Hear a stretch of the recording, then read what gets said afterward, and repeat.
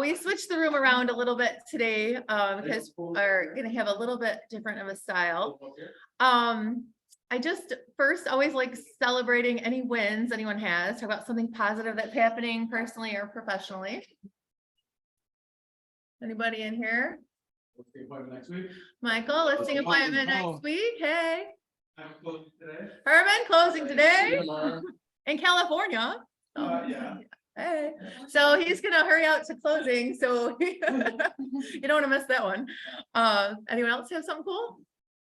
I had 2 listings go live last weekend and then sold in 2 days. And then I just got a new listing go live yesterday. Hey, all right. Danny's got 2 listings and another listing that went live. Both of the listings sold? Yeah. Yeah. Both 20 grand over asking. 20 grand over asking, no big deal. Okay, anyone else have something cool? I have 6 pending and they have to all close by July 1st to Icon. All right, Justin a crunch. 6 pending. Yeah, you got this. I mean, what could go wrong? Yeah. Anyone else? Okay. Oh, Lisa, what you got, girl? Today's my bestie's birthday. Yeah. Is it? Just wanted to say real quick, like if you guys know Amy, like if you've met her, she's probably done something really nice for you or helped you in some way. So today is a super special day. I'm so excited to celebrate you, Amy. Thank you for all you do. You are a giver, you are funny, you are fun, you are crazy, and I'm so thankful for you. So thank you. Thank you, Amy. We love you. I feel like you have a exciting announcement. What is it? Well, I mean, you already announced that you're moving, but like it's happening like soon. They're starting tomorrow morning to move to our new building. So, well, oh yeah, Michael's starting today. Yeah. No. I'm sorry, I wore heels. I can't help. No, just kidding. Okay, so today I have a special guest that I invited. This is actually our first guest that we've had this style. His name's Craig Hickey, and he is awesome. I met him, I think maybe our first deal was probably 7 years ago, something like that. So a long time ago. But then one of my like favorite things is when I have a great transaction, and I highly recommend this with another agent, I like meeting them and like getting to know them better. And I just invited him out for a coffee to just kind of talk to him and find out about him and how he did business and things like that. And I really learned a lot from him. I have so much respect for him. And like every time we've had a transaction since, it's been seamless. And he's funny. He sends GIFs, which make me laugh. And like anyone that can make you laugh, but still like get stuff done, that's my people. So Craig, if you don't mind joining me. The interview. When of course he's like humble, like, well, why would you want to talk to me? What do I have to say? And again, like, thank you so much for coming. I really appreciate it. And so, yes, Lisa's giving you a round of applause. Thank you. And anyone that knows him, and there's several people in the room that have either have transactions with him or know him personally. And like everyone just always says the best things about you. So you've consistently built yourself a good reputation. Maybe. And if anyone says something bad about him, I'm like, tell me and I'll beat them up. No. All right, so I wanted to start with kind of his history. So if you don't mind telling us a little bit about what you did before real estate. I was a fireman and a paramedic. I started in the E-course for a little while and then transitioned to Allen Park. I was there for about 17 years and ended up hurting my knee so bad that I couldn't go back. And they told me like, well, you gotta go learn how to do something else. And I'm like, oh, well, I don't know anything else. Yeah. And just kind of lucked into real estate in some ways and unlucked into real estate in others. I think everyone in the room knows what you mean by that. So after you left the fire department, how long did it take you to figure out what to do next? Or were you figuring that out while you were still there? Kind of as I was, well, that I actually had no, like, that was like my dream job. Like if there was ever like the perfect fit for somebody, that was it. Like I loved everything about it, even on the bad days. I loved going to work. And it sounds dumb, but like when people tell me like, oh, this is a much needed vacation, I never felt that way legitimately. I'm like, yeah, I guess I'm just going on vacation because it's time to go on vacation. Like I love to go to work. Whereas in this job now, I found that the new meaning of why people really, I need a vacation, I get it. How grossly naive I was to that. Yeah, and sorry, in real estate, you don't actually get vacation because they're everywhere. You know, and then like Your 8 o'clock in the clients, morning, yes. when you get off shift, you're done, and we'll see you in a couple of days or whatever it Yeah. is, and you shut your brain off or go fishing or do whatever you do. In this one, it's like, it's always on. It's Oh, always, you're don't in the forget this, don't Bahamas. forget that. Do Oh, you mind if I just call you about my home inspection? something ridiculous, right? Yeah, for sure. Or especially when they, like, the world knows that you go on vacation, and then at that point, everyone who hasn't called you in 2 years now is calling you because they Yeah. want to come go to see a house. Oh, that's the best, It's like, natural. you're packing Every and time. they're like, I just want to see this house, and Every I have to be at the airport in 5 hours, can I squeeze this in? Yes.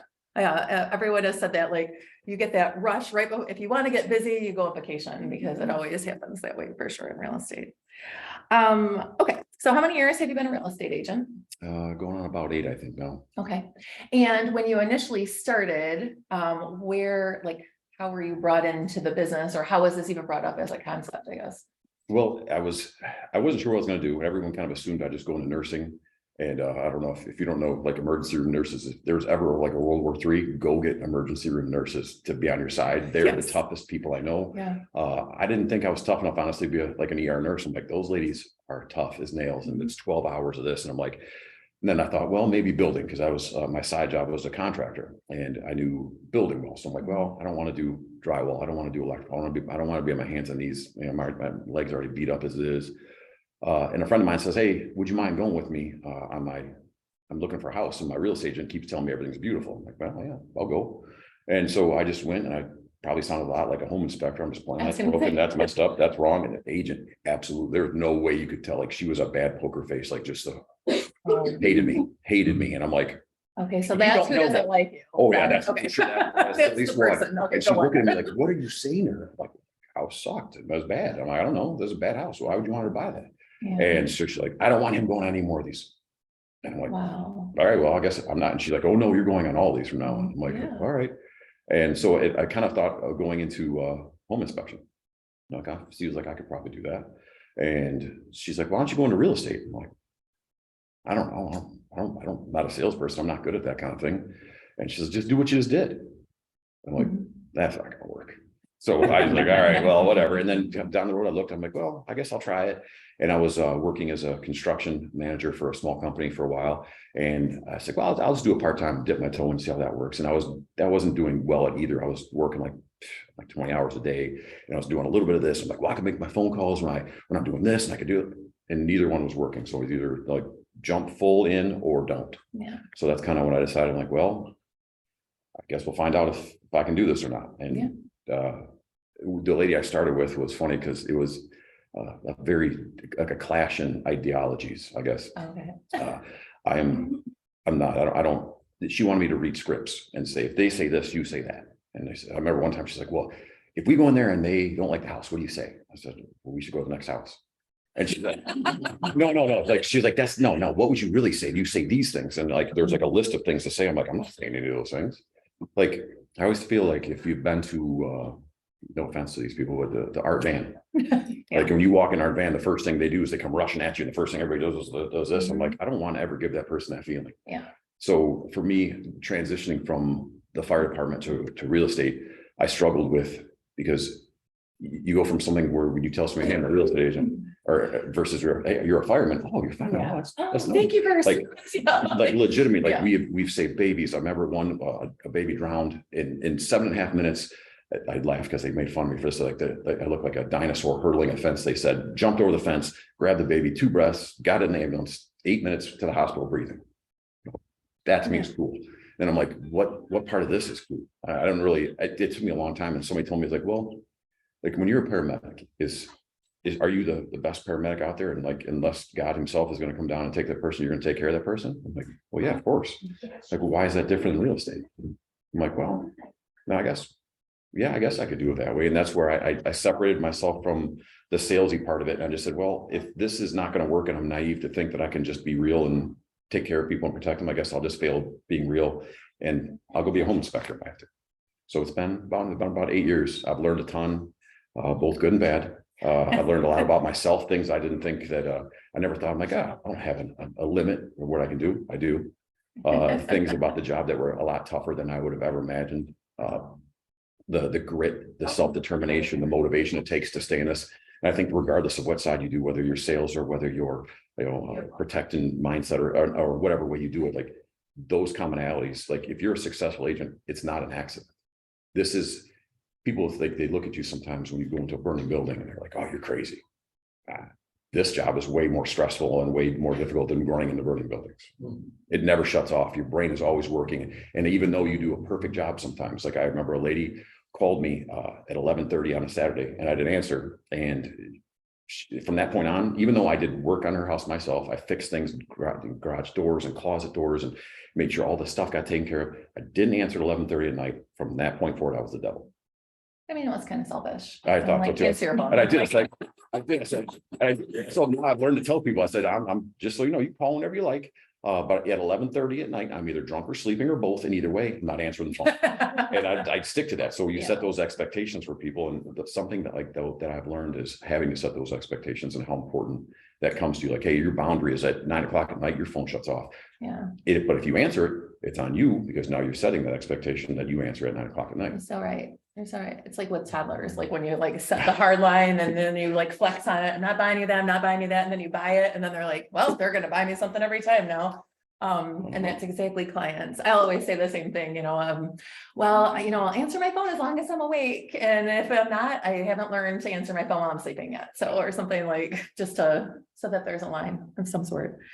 Okay. So when you first became a real estate agent, I know you had that, but, you had a mentor, right? Someone that helped you. I was lucky enough to find his name's Mike Persissi. And a lot of people in here know Mike Persissi. He's got that photographic memory where he can quote things basically verbatim out of things. I'm like, hey, what is this? Or I say, hey, I went to this one house that had a blue door. Oh, the house on this such and such street. I'm like, how do you remember that? So he was really giving with information for me, like in basically everything, like handheld me.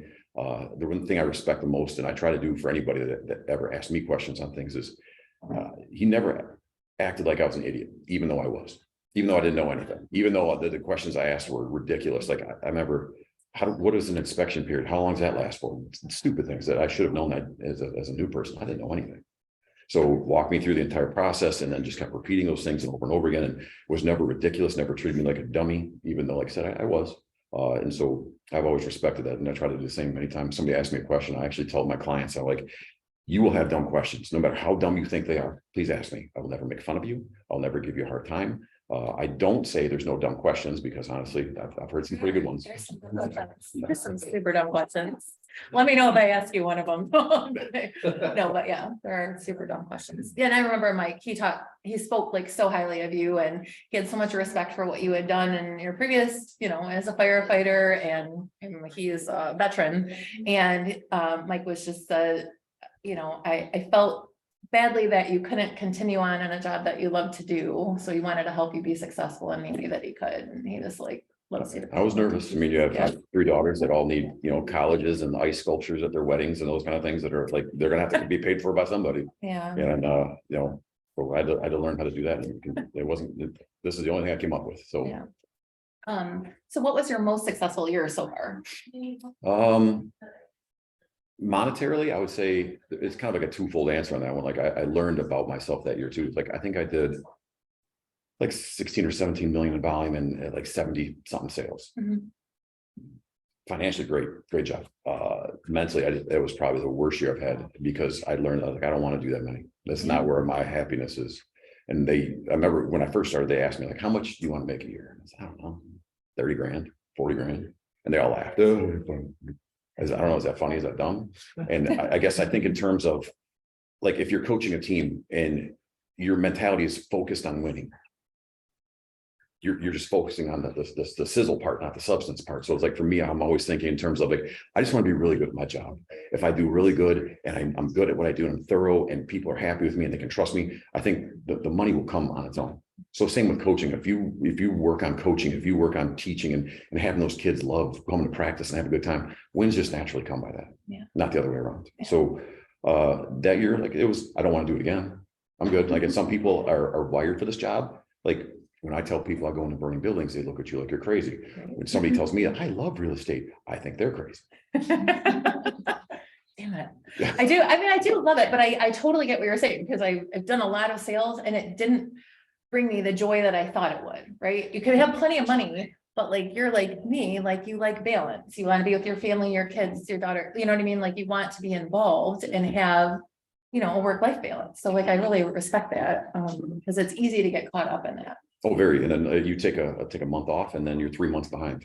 Oh, And there's no absolutely. guarantee that you're gonna pick right back up to where you were before. Exactly. And it's, well, the other struggles, you have, what, it's 40 hours to get your license. So what differentiates you between the 50,000 other real estate agents that are out there? Why? I mean, you're replaceable like paper towel in a lot of people's Absolutely. minds. So if you don't show some kind of special value, or and even sometimes when you do, and that's the struggle, is like, if you care about this job, and I genuinely do care, it's a double-edged sword where you care, it makes you better. You care, it also gets you hurt more. Yeah. Because some people, like, I shall remain nameless, that I feel like probably don't care too much about the clients. I've seen people sell houses from underneath people and, oh, well, that's on them. I can't be that way. And even if it costs me business, and I know it will sometimes, and it does, that they're more protected in a lot of ways than I feel like I am. Not that I'm trying to change, but this job, if you're not careful, and Cassie can tell you that, it's like, I found that it did change me, and not necessarily for the better. Well, definitely not for the better. My painter was there and he's like, "Oh, what's the matter with Craig?" And I said, she's like, "I don't know why, he's fine with me. What looks normal?" He's like, "That's just not how I remember him." So if you're not careful and you start, pushing back, if you start reflecting that energy, and I was, just because somebody's nasty to you doesn't mean you have to be nasty back to them. So that's where I try to, like, you start looking at stuff. It's not easy. Like, 'cause the first thing you want to do is like, "What'd you say to me? Who are you talking to?"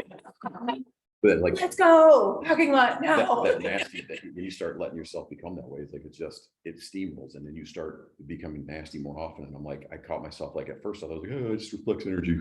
And I'm like, that's not okay. Yeah. So the things that are like, I've never expected to kind of come about this business. I'm like, holy crap, there's so much more. The systems, the processes, all the things, the expectations that you have to manage and set for those people so they don't get angry. Or Yeah. it's a lot more than I think people would. Anybody who can do this job, I have respect for, regardless of how they do it. I always taught Brian McAllister, he's a school counselor, and like the psychology, he feels like it prepared him because it's so many levels of crazy. Like, or if you have like an estate with multiple representatives, and there's always like someone who's super sad, and then someone who just wants the money, and then someone who's out of their mind. Every time, right? There's one son that knows everything because he watched HGTV that last weekend, and you can set the market because he knows. So talking about, or staying on that line, I guess, what do you do when you have a difficult client in general? Like, or if you have a nasty client or the toxic client that's either too demanding, or they're rude to you, or talk down to you, or something like that. Yeah. Just right, like, we're good. You don't have to be mean, but at Yeah. some time you also have to have the boundary. Like, difficult is one thing, but when you go to like toxic or those kind of things, you're like, yeah, you know what? I'm good, man. We're good. We're just not the right fit. Something along those lines. You don't have to be nasty about it. Say, this isn't going to work for me. But a lot of times I feel like if you have difficult clients, the first thing I think is it something I could have done better to set expectations better, so that did I have anything to do with this? Mhm. Not immediately blame somebody else, not immediately like blame this person, blame the title company, blame the lender. Like, what did I do to contribute to this, if anything? And then kind of have that growth mindset of learning and try, what can I do to be better next time? What about a difficult agent? If you have a difficult agent on the other side. This is what I mean by reflecting energy. And sometimes I've not been perfect at it, and I probably owe apologies to it, but to people, but depending on the level, I mean, difficult agents happen, and not everybody has the same level of experience. Not everybody has a mentor, and sometimes it's hard to remember that. Like, just because I had somebody teach me to hold my hand doesn't mean that person did. So for me to jump down their throat because they don't know anything, regardless of what color is on their business card, maybe it's not fair, maybe it is. So long as it's not disrespectful. And I just tell the brokers I work with, I'm like, just so you know, if you ever get a phone call about me from someone, just know whoever's calling you has earned whatever it is. Because I try to have that deep line. I said, and as I've gone through, like, I try to do a pretty good job and stay professional and try to stay even, kind of like, I equate things to like being a fireman or a medic on a medical scene. If you're doing this with your emotions, everybody goes, "Oh God," and they're going to feed off that. If you're this and boring and steady, which I try to be, you kind of know. Like, I think people will tell Cassie sometimes, they'll say, "Well, Craig said this or Craig said that," and she's like, "He didn't say that." He's consistently boring. I mean, probably down to the voice inflection, she could tell him exactly what I said and how I said it. So I try to be consistent and boring and down the middle, and it usually try to prevent the ups and downs. Yeah. Okay, so currently, what would you say your primary source of business is? Referrals. Yeah. And again, that's why I hold people, but when somebody trusts me and they stick their neck out for me, like in that, I was asking, like, what's somebody's value? Like, somebody will stick their neck out for you, say, you know, who's a good agent? Craig does a good job for you. I don't ever want to let that person down. Yeah. So what that means, sometimes that means I drive to St. Clair Shores, or I drive out towards Jackson because it's a family member and they trust me to do that with them. So I do take it pretty serious. Things that I think benefit will help people is being 100% straightforward, honest with them, and being the expert. I can't tell you how many agents, something simple like a sewer camera, won't do a sewer camera. But people don't know to ask that question. This is what I'm supposed to do. Hey, this is an older house, 1950s built, their clay tiles, get a sewer camera. Well, what's that? Those are the kind of things I think that you can benefit your people with, like, oh, I didn't think about that. We just had one in Southgate, it was 40 grand to fix. If we didn't ask that question, if we didn't pose that to the inspection company, like, they wouldn't have known that. But that's what my job is, to talk to them about things like what your taxes are going to readjust to. That's important to me, because they don't know that. You hear those horror stories of people in March go, oh my God, my taxes went up to this. You should be able to tell them within a couple $100 about what it is.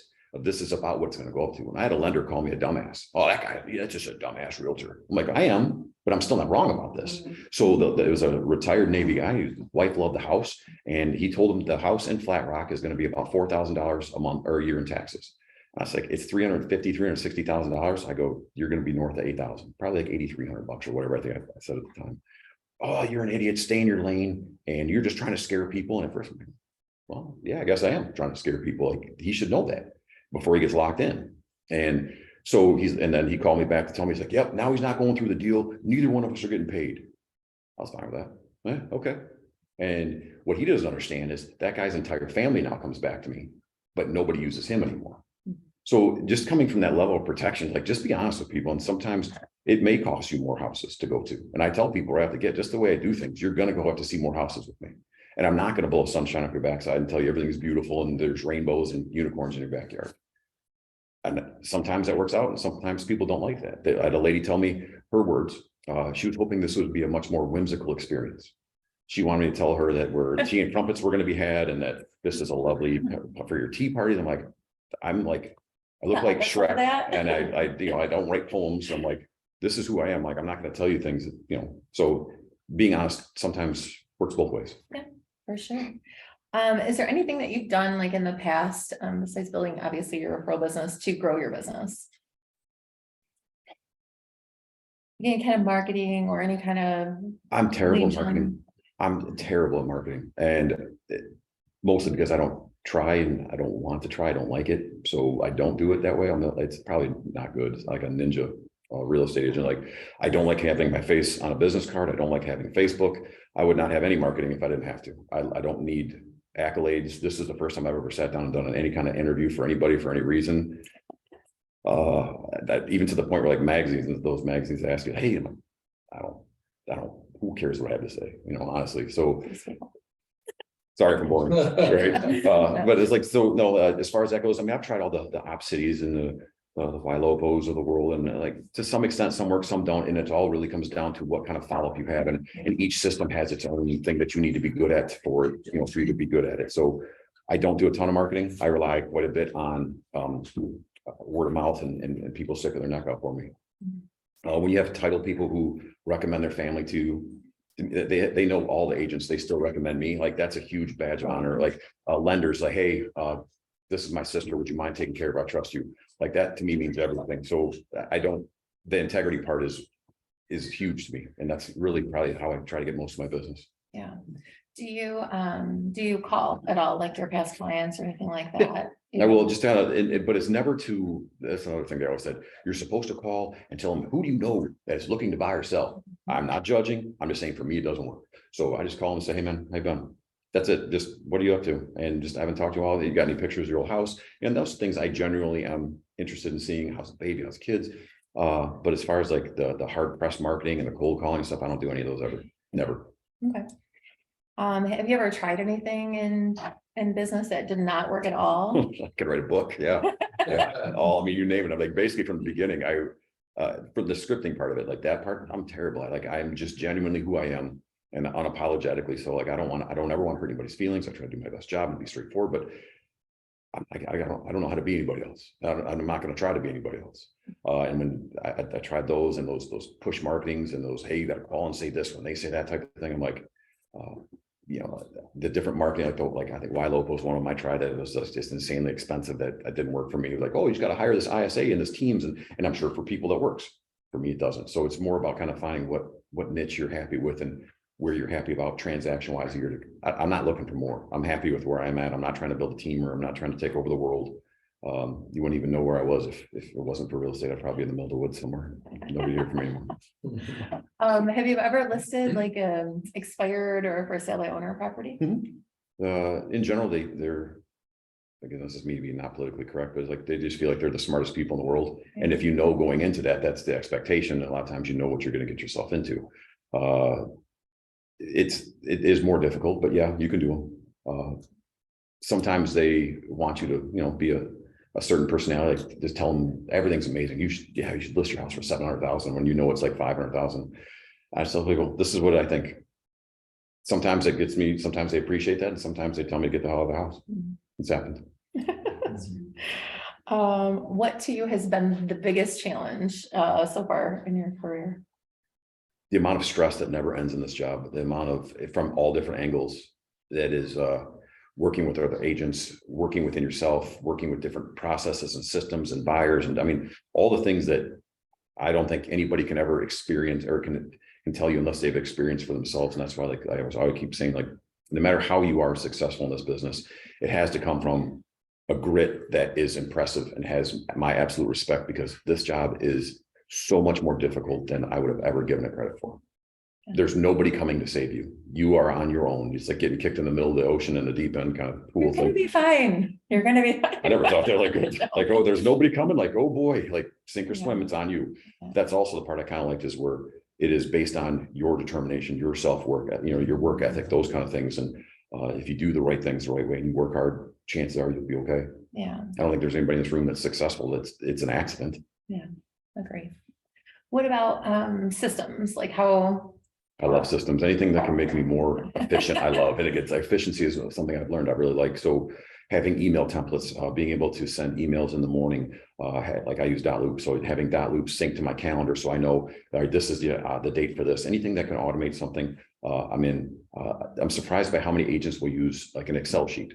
And I'm not saying the way I do things is the only way, but having a system where you can send out emails and drip text and all those kind of things, reminders of this, and keep track of that. Like at one time I was accused by somebody who was not doing well in business. He sat down with me for a couple minutes and asked, how do I do things? And I went over the whole thing, and this is my system, this is how I do it. And he's like, well, this is too much like a business. Like to the point where he's like, you have an S corp? I'm like, you don't have an S corp? Like, yeah, these are the things I think are important. If you're going to treat this like a business, make it that. Treat it like a business and it will respond as such. But if you treat it like a hobby, you'll get the same thing out of it. So he's like, I just use Excel. I'm like, then what are we here for? What do you, I mean, if that would be like me going to sit with Jeff Glover and him and me telling Jeff Glover how I do things. Like, who cares how I do things? Like, the only things that coming out of my mouth should be questions like, what do you do for this? How do you do that? What's that mean? How does this work? And while you can learn a lot from agents who are not good, staying humble and listening to people who know more than you has always been my best source of knowledge. Like when I got to the fire department, 2 Navy vets taught me everything, taught me how to be a man, taught me how to be an engineer, taught me how to be a fireman, taught me everything that I was as a fireman. I owed probably those guys.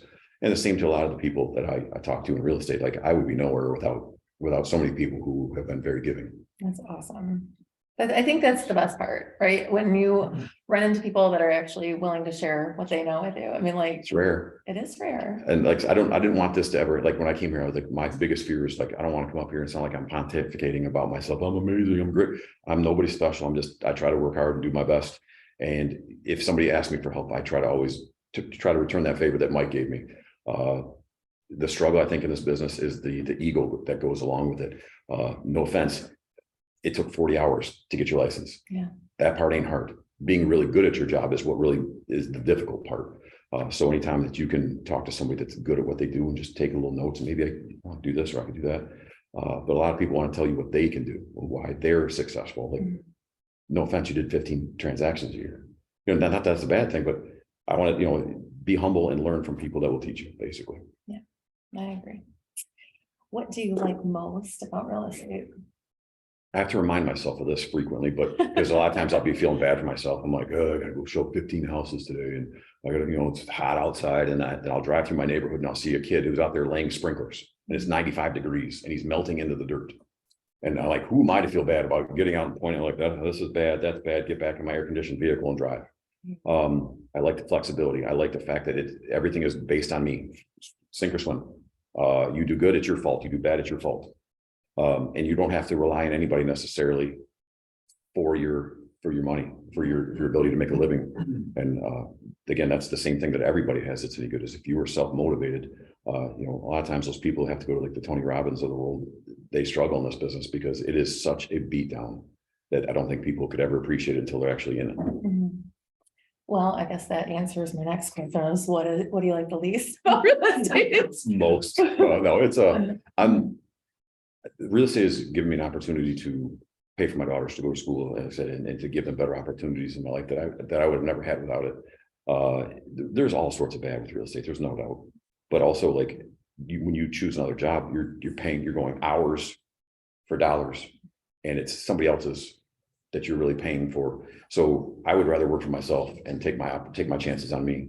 And I try to remind myself of that, because I could go down the rabbit hole of what's bad about real estate for an hour. I'm sure everybody could. We could talk about the horror stories we've all seen, but it's easy to focus on the negative. And it's something that I try to remember, like something I don't do anymore. I don't open emails. And the first thing I know, when I wake up in bed, I'll go, oh, that's a bad idea. That sets off your day, like in a negative way. A lot of times, like, hey, this is messed up. Hey, we're pulling out of the deal. Hey, there's the inspection. Give yourself to 9 o'clock. So I find that if you focus more on the gratitudes of things, like when we open this meeting, you're talking about the good things, like your brain kind of is like a computer, in my opinion. Like the more you talk negative, the more it picks up negative. The more you talk positive, the more it'll pick up on positive. And it's easy to do negative in this business. Yeah. So I try to stay away from that part. Yeah. So what do you do like for your mindset? That seems to be a pattern that I keep hearing. I drive a nice truck. I live in a nice house. My daughters have better opportunities than I've ever had. I can do this job until I'm 900 years old. Suffice that my brain doesn't ooze out of my ears at some point. Yeah. Like I said, I feel pretty lucky to be able to do this. I fell into it, and I'm pretty fortunate to be here, I think, in a lot of ways. And I have to remind myself that no matter how on the bad days, there's still a lot of benefits. Well, and I think thinking that gratitude, I feel like puts you in the right mental space, because it's a stressful job. And that's one thing every day, you know, I'm writing in my journal and like gratitude, things I'm thankful for and things that I appreciate about life and things like that, just to always keep it right. And I like the idea of not looking at your email, because a lot of times it can set you off on something. And there's a card I went to a training, and it said something like, all right, if you want to retire at this age and you know, this is your lifestyle now, this is how much money you need to make in a year. And I remember looking at the number, like, all right, calculate this out. And like the number that popped out, I'm like, what? Like, okay. I go, I'm going to grow unicorns in my backyard too. Then if we're just talking about stuff that's never going to happen. I'm like, and then the one year that big year I did, I beat it in the first 7 months. And I thought it was completely impossible. Yeah. So it's a unique career that I feel like if you do it right, like you can do quite a bit with this, and different opportunities will present themselves from this. And that you maybe, you know, like extra earning income, you know, basically that you can go do different branches of stuff because of this, and rentals and those kind of things, if you're mentally capable of being a landlord, which I'm not. I'm not either.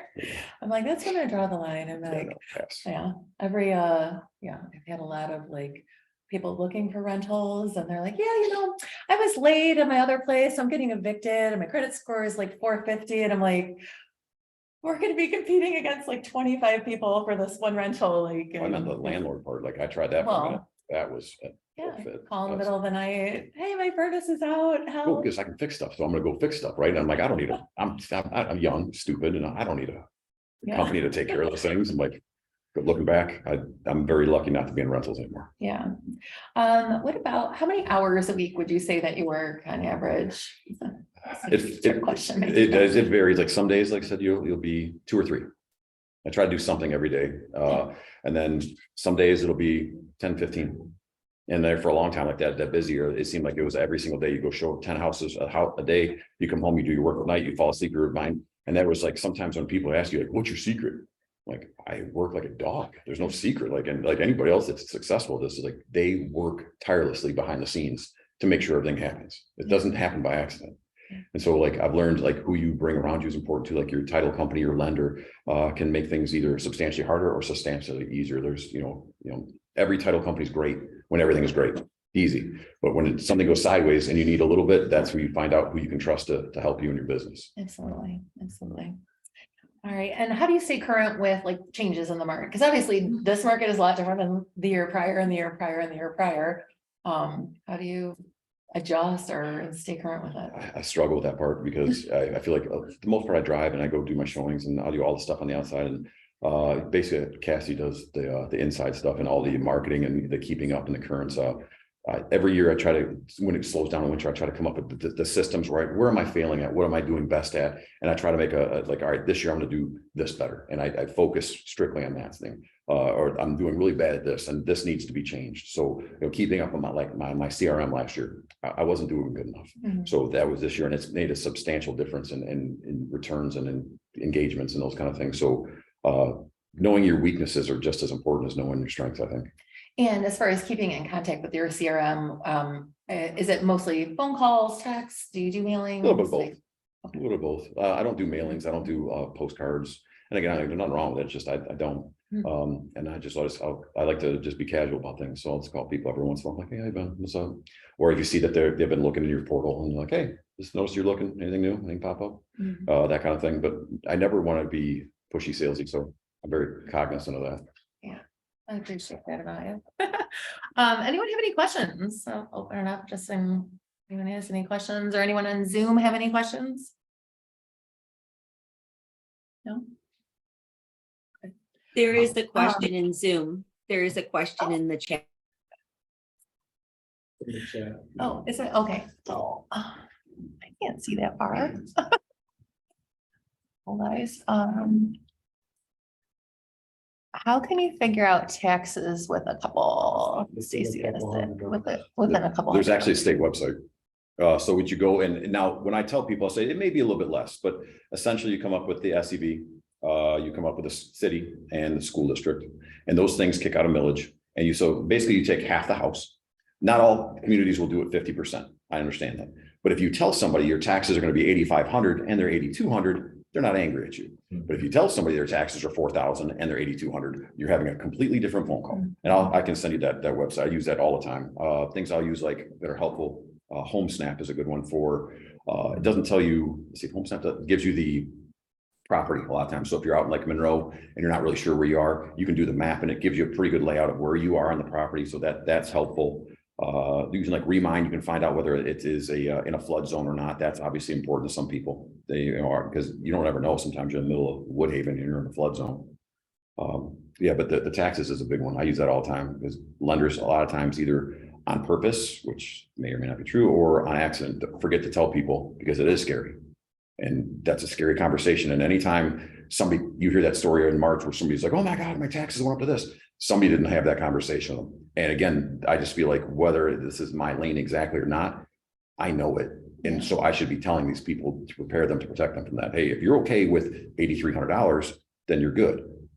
If you're not, then you're good. I don't like when a lender tells them that your bills are going to be this, and then you go to Girl Zeal and, oh, by the way, you're $900 a month more, which is a real story that happened. Somebody used their family member. They didn't tell them. They bought an expensive house. Their taxes went up $900 a month. Wow.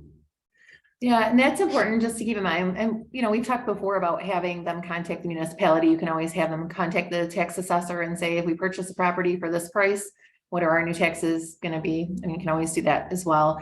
And we have an addendum actually that you can include with anything that basically states, at any time a property changes hands, taxes can fluctuate, and there's as a added level of protection too for yourself.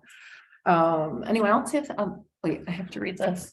Oh, Janine said, OMG. Wait, is this Janine? Is that you, Janine? OMG, Craig is the best.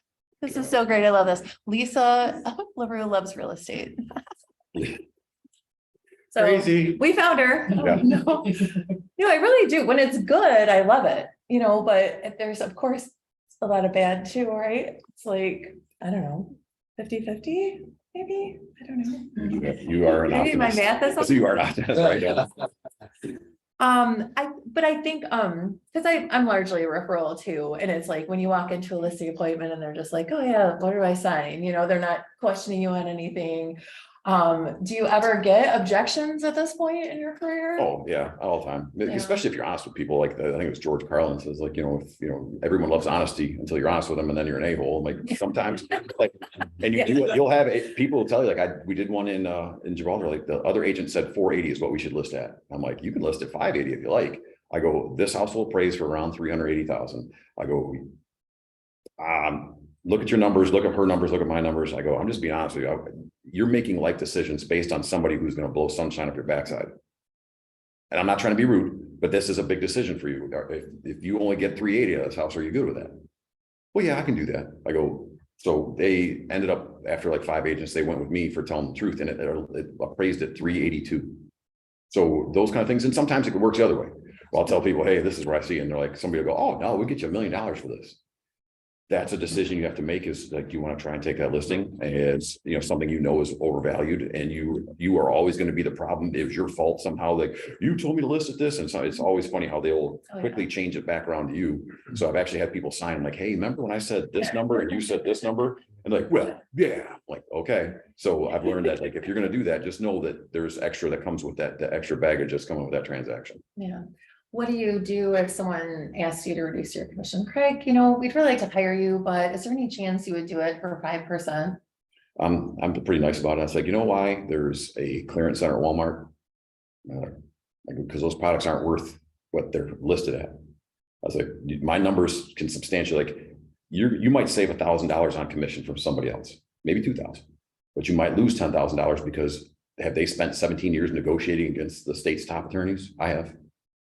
At the fire department, where you're negotiating for the livelihoods of 28 guys, talk about stress. Like, if you screw up, you got 28 families who now lost their jobs because you didn't do a good enough job. So coming into this, I'm like, this is easy compared to that. So negotiations is a strength then. Yeah, I definitely, I think so. Okay. Anyone else have anything? Questions? What's your next 5-year plan, Craig? From here? Retirement, obviously. No. Part of that's going to include like mental stability, I think, but I don't really have one, to be honest with you. That's something that really has been coming to my table a bunch lately. Like, all right, what else? Because I was talking about, like, there's a different opportunity from this, like, rentals, you could go landlord, all these different things that I'm not really 100% sure, to be honest with you. Certainly something that I have taken notice, because for the last 5 or 6 years has been the easiest time in the history of mankind to sell houses. So it's one of those where I threw 15 fishing lines in, and every one that hit, I'm going. And because you never know which one of those lines is going to hit, that came at a cost where I didn't pay attention to much anything else. I basically did this job, and I spent every minute I could with my family, and those were only 2 things I did. I skipped out on friends and family functions. I skipped out on going out and hanging out. I skipped out on so many things that I don't want to do that again. So that's going to be part of my next 5 years, is where it's like, I'm not going to be the richest guy in the grave. And that's where I think if I continue on with this, the way I was doing it, that was where I was heading. So something where it has a better balance, something where you start looking at like different income levels or different income sources. That's where but that's very broad. I know. Sure. I don't really have a good answer for that. I never thought I'd make it this far, to be honest. I remember I walked in. Here you are. I walked into the Detroit shipping company, and this is where I knew I was in for it. Kind of dressed like I am today. I dress like I go golfing. Usually I will wear a button up every once in a while. Like, I walked in, and it was the real producers thing. It was where you were in the top, whatever number there was, and they invited me. I'm like, ooh, like holy crap. Yeah. I'm like, I made it. Like, this is pretty sweet. So I walk in the front door, and I'm not in the front door 6 minutes. I walk in, and the guy looks up at me, he's like this. He looks at me, looks up, looks down, looks up. I'm like I'm not a fashionista, like what? And he goes, 30 grand. You'll get there. I'm like, what? I still remember I spent $300 on this watch. I'm like, what an idiot. Why do I spend $300 on a watch? That's too much. And then he's looking at my, like, I'm not wearing wingtips, and I'm like, I'm wearing New Balance shoes or whatever. I'm like, okay. And then, I walked in, it was Where do you sell houses at? Kind of Okay. like, Downriver. I go wherever somebody trusts me, you know, kind of like, that's my answer. Like, I'm not too good to show 100,000 or a million, Yeah. wherever, everybody gets to read kind of the same. Oh, must be difficult to keep the volume up. I'm like, so that was my introduction to like, I don't know. Hate him too. And, I remember the bartender, I said, hey, these 2 tickets for beer, right? He's like, yeah. I go, am I crazy or are these people nutso? And he's like, oh, no, you're not crazy. I'm like, good. I need 2 beers. Let's go. And then within 10 minutes, I'm out of here. And there's, you know, so it's there's different ways to do it. So I don't know that I always fit into that. I try to just shut my mouth. I don't show up at the office much, and I've never done anything like this. So maybe I will again, maybe I won't. I don't know. Yeah. No, it's funny that you said that Danny and I went to a real estate event and it was at Top Golf. So I dressed in golf attire, he dressed in golf attire. We walk in, everyone's in like suits, ties, heels. I'm like, whoa, we're like downriver in the house. Funny, because I'm like, yeah, Top Golf, like, I feel like I should wear a sensible shoe. Like, I'm just, I don't know, but oh, that's funny. We had a good laugh about that. We were like embarrassed. We're like, wow, we're really underdressed. Whatever. It is Yeah, what I it mean, I don't wear like, you know, I don't wear sweatpants or anything when I go show houses, but I mean, I'm usually pretty comfortable. And I do notice that sometimes like different areas will have different expectations of. Yeah, of is. what- Attire. Mhm. At least, yes. Yeah. You're not from around here, are you? No, I'm not. Thank you. What about, I know Mike asked you about your 5-year plan. When you plan for like your year, what do you typically like, do you like set a sales volume goal, a number of units goal? Do you have like, I know you said you'd like to focus on a skill for the year. Is that more? I'm very vague in my goal setting and that kind of thing, to almost like barbaric, to be honest. Like I think like I just want to be happy. I want to get to the point where I found that my happy spot's probably 40 to 60 transactions a year, at probably closer to 40. I'm not trying to do more than that. Try to see sales volume between 6 and 10 million a year. I don't want to try to do too much more than that. I don't really set lofty expectations. I always feel like if you meet your minimum, like what is your minimum that you can live on? And I know this is boring and it's like an old man thing. And that's what the old guys at the fire station told me, like, if this is what you need to live on, base your life on this. Yeah. And then anything else over the top of that, you save, you put back toward yourself and put in business, do whatever. But that's kind of how I think. Like, I think, and I need to do, I don't really think necessary volume or deals transaction number wise, but I try to save between like 6 and 10 million in volume a year. Anything more than that, I'm happy. Well, and I honestly, like, that's probably where you and I connect the most, because I think the same way. I'm like, what is the least amount of homes, this sounds terrible, that I can sell to live a lifestyle that I want, be able to do the things for my kids, travel, have, you know, pay my bills, obviously, and have a little bit of savings, you know, a cushion just in case the market shifts. But really, if you think about that and this, obviously, yeah, like if you're a go-getter, go make your hundreds of thousands of dollars. This is the career to do that in. But if you really break it down, like I was talking to, you know, Carolina Reed, and she's like, all I need to do everything, live my life comfortably, own my boat, go on vacation, I need to sell 3 million a year. That's it. She's one of those people that, yeah, I like She working gets with. it, Yeah, yeah. she's just And real. like, I'm like that, like you will never, like when you said, I don't want to be the richest man in the grave, like, right? I mean, like we have today is guaranteed, right? Tomorrow, we never get to tomorrow, right? Because tomorrow is always there, right? So today is, you know, so I don't know. And so was the that chasing, mentality. Yeah, I caught myself like, in one way to kind of, originally it was to motivate myself. Like you start looking at some of the other numbers that people are doing. Hey, this person who's a real producer, this guy, I'm neck and neck with him, or I'm beating him, or I'm just below him, or whatever it was. And you start looking at these numbers, and I'm not money driven really at all. And that caught myself like, all right, well, I gotta get to this number. I was number 48 or whatever number I was in the county. I'm like, well, if I get to this number, and at the end of the day, I'm like, who cares? Yeah. Does anybody care besides me if I'm 50 or 100, or if my mom thinks I'm a good realtor? I mean, that's really, I'm like, who well, and your cares? competitor certainly doesn't care. I'm like, you know what I mean? It's you, it's for And you. it If was- that's important to you, it's fine. Because But if you make 100 grand and then you're like, all right, now I'm gonna make 150, then you make 150, and then you're like, oh, I'm gonna make 200, or whatever number you put on there. Like, at what point does that end? Mhm. At what point is it? Are you just chasing a mythical thing that there's never an end to it? You're just going to chase it and you'll never end up being happy. Yeah. And that's what I caught myself doing that. Or again, stuff I thought like, I'm never going to do that. I did. Like, who cares if I keep up with some of these big name people? Yeah. My kids don't care. right. Yeah, the people that are most important to you, Mhm. they don't care. They would rather have you there with them than you making however much money you're making. Mhm. Most of the time, I mean, Oh, yeah. teenagers, they're like, get out of my face, but. I mean, My middle one's gonna cost me, I'm trying to get a second job. All right, anyone have anything else at all? No? Anyone on Zoom? Okay. So I can't thank you enough for coming. I know this was like, you were like, Way what and outside, why, but yes. it's exactly what I wanted. It was like perfect. I have even more respect for you than I did before, which is unbelievable. No, but I Excuse just me, love your Amy. approach to everything. Yes, Sorry you and Sorry to interrupt. Lindsay says, amazing info. Thank you. I am a new agent and this is exactly how I want to run my business. And Aw. Stacy says, love it. So yeah, people are really eating this up. This has been wonderful. Thank you so much, both of you. Thank Well, I'll be honest, it was incredibly uncomfortable. you. I don't do interviews. I don't like, I said, I don't like the struggle was like even putting my face on a business card. And I know it sounds funny, like, what are you talking about? I didn't like that. I don't like adulations. I don't need notoriety. I don't need any of that kind of stuff. I'm just happy to go about my business. But I Same think time, that's part of what makes you great is you are humble. Like you're humble and you're, self-deprecating for some reason. No, but you are great at what you do. And I feel like it's exactly that. You're honest to a fault in a good way, if that makes any Sometimes. sense. Yeah. And I'm sorry, this was uncomfortable. So that means it's extra special that you came into this. So. Well, I already said I was gonna do a favor for you tonight. It's like, all right, yeah, what is it? And I shouldn't have said it. I'm like, what is it? I know. Like, I wasn't expecting that. It's like, I thought you were like, hey, will you go show this house, or hey, I need somebody to go pick up this rock and move it to the other side of the yard or something. Like, oh, yeah, what are you doing? No, Like, I wasn't expecting this. Like, Yeah. oh, go talk to people. Like, Yeah. yeah, all right. Yeah. but exactly what I had hoped, honestly. So thank you for your time and thanks everyone. I hope you guys have a great weekend. Yeah. Loves it. You know.